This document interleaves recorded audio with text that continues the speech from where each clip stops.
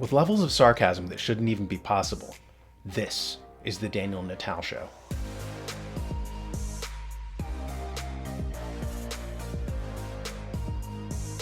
This week, Bill Gates announced his divorce from his wife Melinda after 27 years of marriage. According to the New York Times, for decades, Mr. and Ms. Gates have been powerful forces on the world stage, their vast charitable contributions affording them access to the highest levels of government, business, and the nonprofit sector.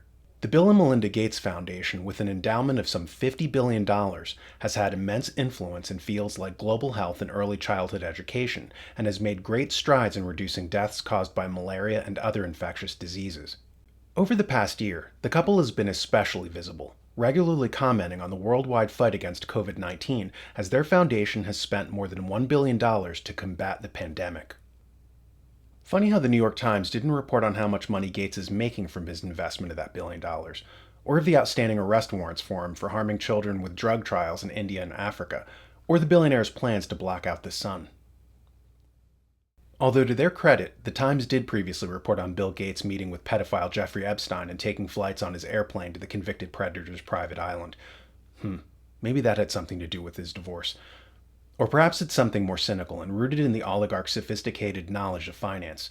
Previously, Amazon.com's Jeff Bezos went through his highly publicized, and some might say highly scripted, divorce.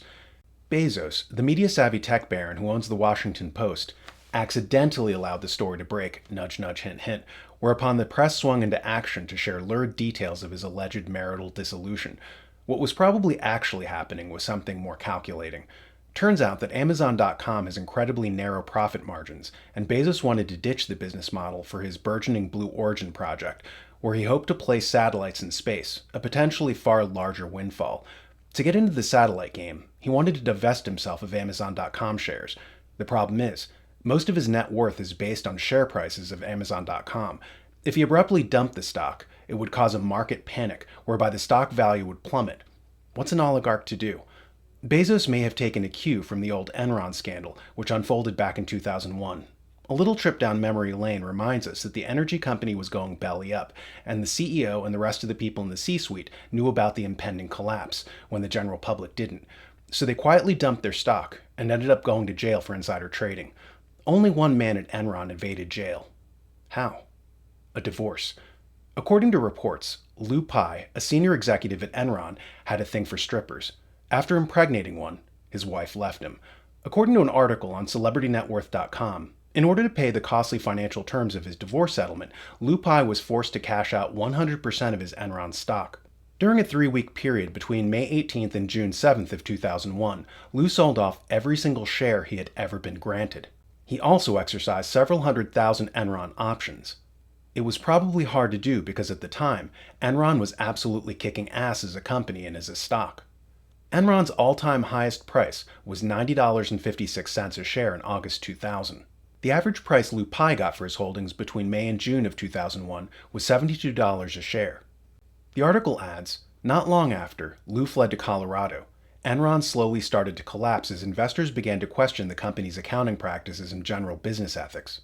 You know how Lou Pai was able to sell off his entire stake in Enron at an average price of $72 a share? That was June of 2001. 2 months later, on August 15, 2001, Enron's share price sunk to $42. 2 months later, in October, Enron dropped to $15.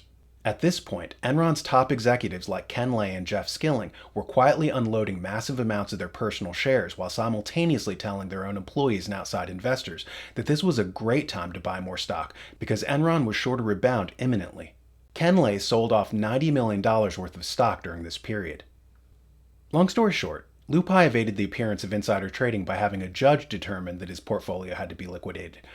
By this method, it didn't appear that he was doing it of his own volition. This staved off the SEC, who otherwise would have suspected him of improprieties, like all the rest of his colleagues.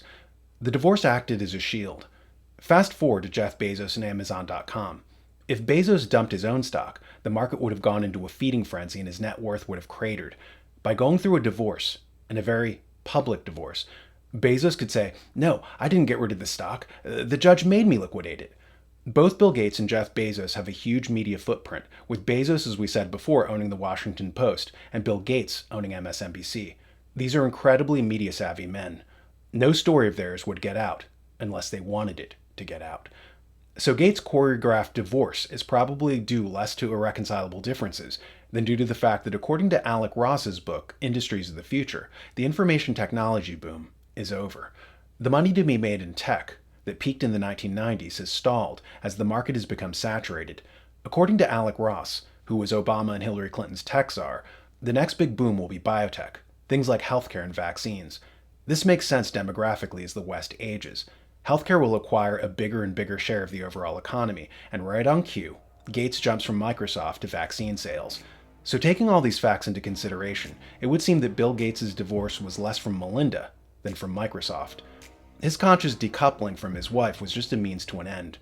As to whether they're actually separating is an open question, which remains to be seen. But just remember, whenever media baron tech oligarchs go out of their way to promote a narrative, scratch the surface, and don't take anything they say at face value. The elites stink. They hate it when we push their buttons. Help us to push their buttons by pushing our buttons, the like and subscribe buttons. Also, don't forget about thenewamerican.com. Think of the magazine less as a newspaper than as a newspaper. You know, like the Greek nous, knowledge. Note to self, multilingual Greek puns don't work.